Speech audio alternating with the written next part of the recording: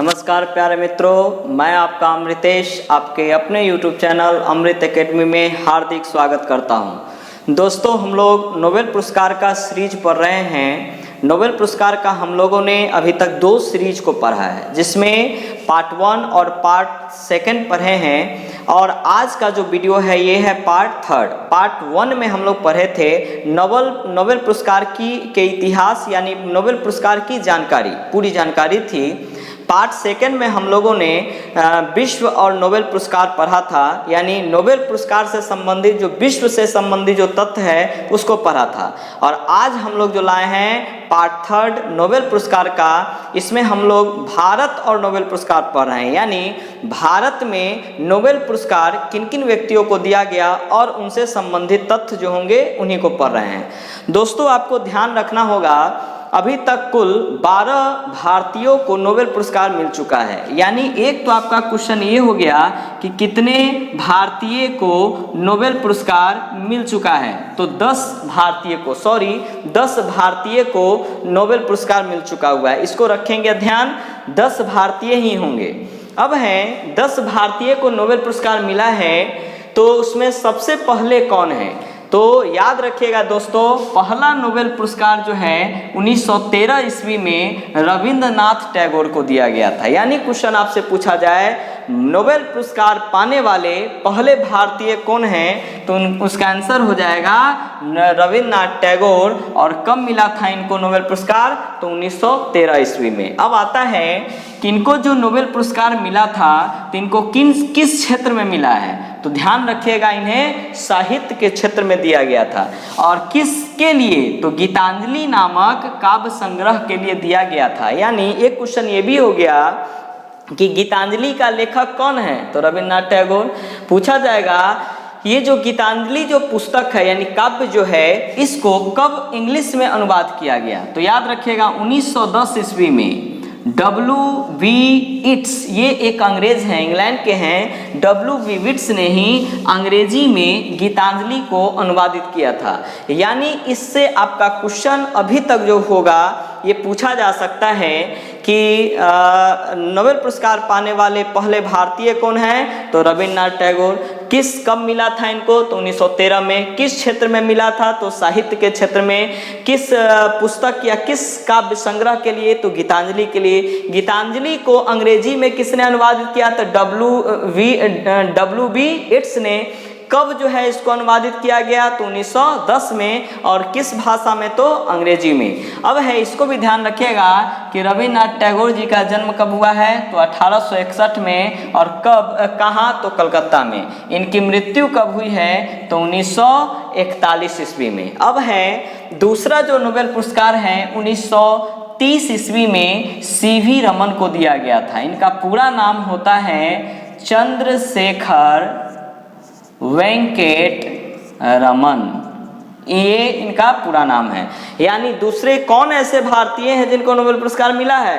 तो CV रमन को कब मिला था? 1930 ईस्वी में। किस क्षेत्र में मिला था? तो फिजिक्स में। किसकी खोज के लिए? तो प्रकाश प्रकीर्णन की खोज के लिए। और इसी खोज के लिए इनका नाम दे दिया गया है रमन प्रभाव। तो कभी कभी ऐसे भी पूछ दिया जाता है कि नोबेल पुरस्कार CV रमन को किसकी खोज के लिए दिया है, तो हो सकता है कि आपको प्रकाश प्रकीर्णन के जगह पर रमन प्रभाव भी दे देवे। तो यहाँ कंफ्यूज मत होइएगा दोस्तों, क्योंकि रमन प्रभाव इसी प्रकाश प्रकीर्णन की खोज को ही कहा जाता है, क्योंकि इन्हें ये या इंग्लिश में से वो कहा जाएगा रमन इफेक्ट, या इसी को इंग्लिश में प्रकाश की प्रकीर्णन को कहते हैं स्कैटरिंग ऑफ लाइट। तो ये रहे या ये रहे, दोनों का आंसर एक ही होगा। अब है CV रमन जी का जन्म कब हुआ है? तो 1888 में। कहाँ पर? तो बेंगलुरु में। इनकी मृत्यु कब हुई थी? तो 1970 ईस्वी में। अब है तीसरे व्यक्ति, तो तीसरा जो नोबेल पुरस्कार है 1968 ईस्वी में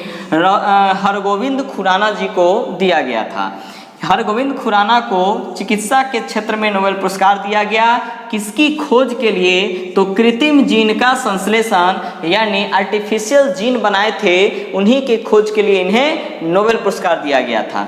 इनका जन्म पूछे कि कब हुआ है तो 1922 में। इनकी मृत्यु कब हुई थी तो 2011 में। इनका जो जन्म है वो रायपुर, जो कि अभी पाकिस्तान में पड़ता है, वहीं पर हुआ था। अब है चौथे, तो चौथा नोबेल पुरस्कार 1979 में यानी 79 में दिया गया था। और किसको तो मदर टेरेसा को। यह जो है नोबेल पुरस्कार पाने वाली प्रथम महिला है। यानी अगर पूछ दिया जाए नोबेल पुरस्कार पाने वाली पहली भारतीय महिला कौन है तो मदर टेरेसा है। या ऐसे पूछ दिया जाए नोबेल पुरस्कार पाने वाली एकमात्र भारतीय महिला कौन है तो मदर टेरेसा। कब मिला था इनको तो 1979 में। और किस क्षेत्र में मिला था तो शांति के क्षेत्र में इनको नोबेल पुरस्कार मिला था। किस कार्य के लिए तो सोशल वर्क यानी समाज सेवा संबंधी कार्य के लिए इनको नोबेल पुरस्कार दिया गया था। अब है ये जो मदर टेरेसा हैं, इनका जन्म, क्या यह मूल रूप से भारतीय हैं तो नहीं, क्योंकि इनका जन्म जो है 1910 ईस्वी में अल्बानिया में हुआ था। इसी अल्बानिया का नया नाम क्या है तो उत्तरी मैसेडोनिया है। इसीलिए कहीं कहीं अल्बानिया के जगह पर उत्तरी मैसेडोनिया दे देगा तो कंफ्यूज मत होइएगा। अब है मदर टेरेसा की मृत्यु कब हुई है तो 1997 में। और कहाँ पर तो कलकत्ता में हुई है। मदर टेरेसा का जन्म हुआ था अल्बानिया में, लेकिन आगे चल के वो भारत की नागरिकता भी प्राप्त कर ली थी। और इनको भारत की नागरिकता कब मिला है तो 1948 में। और जब नागरिकता मिल गया था तो यहीं पर इन्होंने मिशनरीज ऑफ चैरिटी की स्थापना 1950 में कलकत्ता में किया था। तो अब यहाँ से क्वेश्चन आएगा, बहुत तरह का क्वेश्चन हो सकता है। पहला, नोबेल पुरस्कार पाने वाली पहली भारतीय महिला कौन मदर टेरेसा। नोबेल पुरस्कार पाने वाली एकमात्र भारतीय महिला कौन तो मदर टेरेसा। कब मिला था तो 1979 में। किस क्षेत्र में मिला था शांति के क्षेत्र में। किस कार्य के लिए तो समाज सेवा संबंधी कार्य के लिए। जन्म अगर पूछा जाए तो 1910 में अल्बानिया में, जिसका नया नाम है उत्तरी मैसेडोनिया। और इनकी मृत्यु 1997 में हुई थी। और कहाँ पर तो कलकत्ता में। मदर टेरेसा को भारत की नागरिकता कब प्राप्त हुई तो 1948 में। मिशनरीज ऑफ चैरिटी की स्थापना किसके द्वारा हुई है तो मदर टेरेसा के द्वारा। कब तो 1950 में। और कहाँ पर तो 1950 में। और कहाँ पर तो कलकत्ता में हुई है। तो अब ये है 4। पांचवा अगर पूछा जाए दोस्तों तो आप इसको पांचवा जो नोबेल पुरस्कार है, पांचवा जो नोबेल पुरस्कार है वो 1983 ईस्वी में एस चंद्रशेखर को दिया गया था। एस का मतलब यहाँ पर होता है सुब्रमण्यम।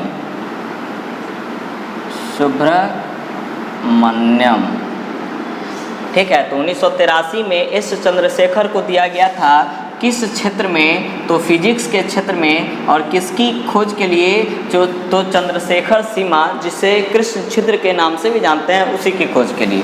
इनका जन्म पूछे कब हुआ था तो 1910 में लाहौर में। लाहौर कहाँ है तो ये पाकिस्तान में। इनकी मृत्यु कब हुई थी तो 1995 में। कहाँ पर तो अमेरिका में।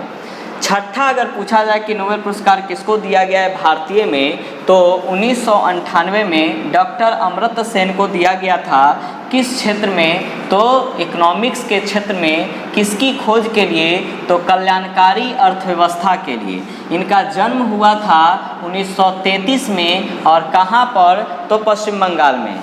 यहाँ मृत्यु नहीं लिखे हैं कि दोस्तों अभी जिंदा है, मरे नहीं है इसलिए।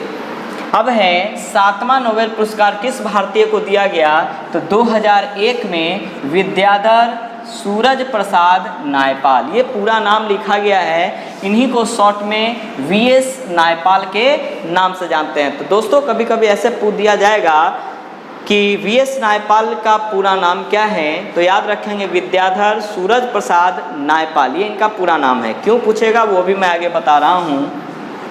इनको जो नोबेल पुरस्कार दिया गया था किस क्षेत्र में तो लिटरेचर यानी साहित्य के क्षेत्र में। किसकी खोज के लिए तो इन्हीं के द्वारा लिखा गया एक पुस्तक है। ये उपन्यास है दोस्तों, हाफ ए लाइफ। ये जो उपन्यास है इन्हीं का इतना प्रसिद्ध हुआ है, इसीलिए इनको जो है नोबेल पुरस्कार दिया गया था। और इसका लेखक पूछे कौन है तो वीएस नायपाल।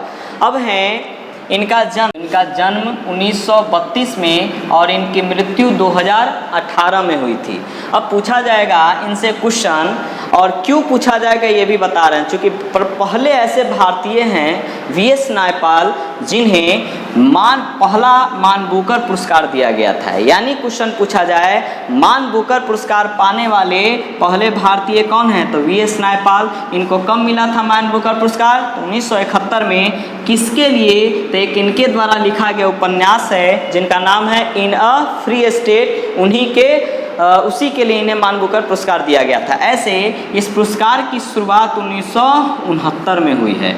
यानी अब यहाँ से क्वेश्चन बहुत सारे हो गया कि पूछा जाएगा कि वीएस नायपाल का पूरा नाम क्या है, तो विद्याधर सूरज प्रसाद नायपाल। इनका जन्म कब हुआ, 1932 में। मृत्यु कब हुई, तो 2018 में। इनको किस क्षेत्र में नोबेल पुरस्कार मिला था, तो साहित्य के लिए। किस उपन्यास के लिए, तो हाफ ए लाइफ उपन्यास के लिए। या पूछा जाए हाफ ए लाइफ का जो उपन्यास है इसका लेखक कौन है, तो वीएस नायपाल। पूछा जाएगा आपसे पहले ऐसे भारतीय कौन हैं जिनको मान बुकर पुरस्कार दिया गया था, तो वीएस नायपाल। किस वर्ष दिया गया, 1971 में। और किस उपन्यास के लिए, the in a free state उपन्यास के लिए। ऐसे मान बुकर पुरस्कार की शुरुआत 1969 में हुई है। अब है 8वां नोबेल पुरस्कार कब और किसको दिया गया, तो 8वां नोबेल पुरस्कार 2009 में वेंकट रमन रामकृष्ण को दिया गया था। आप शॉर्ट में इनको वी रामकृष्ण याद कर सकते हैं। इनको किस क्षेत्र में नोबेल पुरस्कार मिला था, तो केमिस्ट्री के क्षेत्र में। और किसकी खोज के लिए, तो राइबोसोम की संरचना एवं कार्य प्रणाली के लिए। यानी राइबोसोम जो है कोशिका का एक महत्वपूर्ण अंग है। सेल जो हम लोग पढ़ेंगे बायोलॉजी में, उसी बायोलॉजी का एक टर्म आता है सेल एक चैप्टर है। उस सेल का एक बहुत ही इंपॉर्टेंट टर्म है राइबोसोम। वो कैसे काम करता है, उसकी कैसी संरचना है, इसी के बारे में इन्होंने बताया था, जिस कारण इनको नोबेल पुरस्कार दिया गया। ऐसे अगर राइबोसोम की पूछा जाए खोज किसने किया, तब आंसर अलग हो जाएगा, क्योंकि राइबोसोम कैसे काम करता है, इसकी संरचना कैसे है, वो ये बताए हैं। लेकिन राइबोसोम का अगर खोज पूछा जाए तो इनसे याद रखेंगे राइबोसोम की खोज पहले हुई थी पादप कोशिका में, उसके बाद हुई थी जंतु कोशिका में। पादप कोशिका में राइबोसोम की खोज 1953 में और जंतु कोशिका में राइबोसोम की खोज 1955 में हुई थी। 1953 में जो राइबोसोम खोजा गया था वो किनके द्वारा, तो उनका नाम होगा रॉबिन्सन एंड ब्राउन। ये दो अलग अलग वैज्ञानिक हैं, रॉबिन्स और ब्राउन ने पादप कोशिका में राइबोसोम की खोज 1953 में किया है। जंतु कोशिका में राइबोसोम की खोज 1955 में जी.ई. पलाडे ने किया था। जी.ई. पलाडे ने, इसको भी माइंड में कब रखेंगे। यानी इनके राइबोसोम का खोज पूछे तो ये कार्य प्रणाली के बारे में तो वो आंसर हो जाएगा रामकृष्ण जी। लेकिन ये जो राइबोसोम जो नाम है, नाम यानी नाम किसने दिया है, तो राइबोसोम का नामकरण हुआ था 1958 में। और नाम किसने दिया है, तब रखेंगे ध्यान, रॉबर्ट ने। यानी यहाँ एक बायोलॉजी का भी टर्म 2-3 हो गया। राइबोसोम की खोज सबसे पहले क्या चीज़ में हुआ, तो पादप कोशिका में। कौन किया है, तो रॉबिन्स और ब्राउन ने। कब, 1953 में। जंतु कोशिका में जी.ई. पलाडे ने। कब, 1955 में। राइबोसोम का नाम किसने दिया, तो 1958 में, रॉबर्ट ने। और एक चीज़ और रखेंगे ध्यान, राइबोसोम का मेन काम क्या है सेल में, तो ये प्रोटीन का फैक्ट्री कहलाता है। यानी प्रोटीन का उत्पादन करना ही इसका काम है। अब आते हैं अगले पॉइंट पर। 9वां जो नोबेल पुरस्कार है 2014 में कैलाश सत्यार्थी जी को दिया गया था। और किस क्षेत्र में, तो शांति के क्षेत्र में। पूछा जाएगा कि किस लिए दिया गया था। क्षेत्र तो शांति है, लेकिन किस क्षेत्र के लिए, तो रखेंगे ध्यान, बच्चों एवं युवाओं का जो दमन हो रहा था उसी का विरोध करने के लिए एवं सभी बच्चों के शिक्षा का अधिकार के लिए। ये पूरे दुनिया में इसके लिए ये लड़े थे, बच्चों और युवाओं के लिए। इस कारण इन्हें नोबेल पुरस्कार दिया गया। इनका जन्म अगर पूछा जाए कि कैलाश सत्यार्थी जी का जन्म कब हुआ, 1954 में। और कहाँ पर, तो विदिशा, जो कि मध्य प्रदेश में स्थित है। अब सबसे इम्पोर्टेंट क्वेश्चन होगा आखिरी यानी 10वां। ये जो इम्पोर्टेंट इसलिए है क्योंकि ये करंट बेस्ड क्वेश्चन होगा।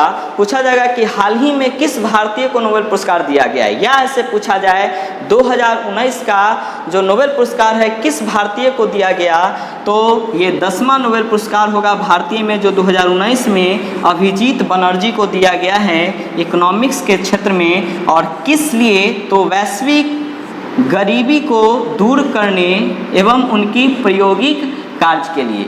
ये 10 का 10 जो नोबेल पुरस्कार है भारतीयों में, इसका सीरीज को भी आप लोग याद रखेंगे तो खासकर रीजनिंग के क्वेश्चन में भी आपको काम आ सकते हैं। अब इसका कुछ महत्वपूर्ण टर्म हैं, जैसे नोट में भी आप लोग लिख सकते हैं, नोट नंबर 1 में, कि जो हमारे राष्ट्रपिता हैं महात्मा गांधी, इनको भी यह पुरस्कार के लिए नामित किया गया था, नोबेल पुरस्कार के लिए। और गांधी जी को 5 बार नोबेल पुरस्कार के लिए नामित किया गया। 5 बार नोबेल पुरस्कार के लिए जो नामित किया गया था वो किस क्षेत्र में, तो वो हो जाएगा शांति के क्षेत्र में। लेकिन मिला कितनी बार है, तो 1 बार भी इनको नोबेल पुरस्कार नहीं दिया गया है। यानी आपसे क्वेश्चन पूछा जाए गांधी जी को नोबेल पुरस्कार के लिए कितनी बार नामित किया गया, तो 5 बार। किस क्षेत्र में, तो शांति के क्षेत्र में। मिला कितनी बार, तो 1 बार भी नहीं मिला है। और इनको जो 5 बार नामित किया गया है, कब कब, तो 1937 में, 1938 में, 1939 में, 1947 और 1948 में। ये 5 बार होगा, इसलिए इसको नोट डाउन कर लेंगे।